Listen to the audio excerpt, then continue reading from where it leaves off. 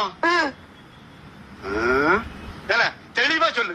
கிணத்த காணமா இல்ல கிணத்து பக்கத்துல இருந்தா பம்பு செட்ட காணமா? சத்தியமா கிணத்தை தான் காணாம். மரியாதையா வந்து கண்டுபிடிச்சு கொடுங்க, இல்லன்னா எல்லாரும் உள்ள வச்சிருவேன். வாங்க வேமா வாங்க வாங்க வாங்க வாங்க. Stop stop stop stop sir.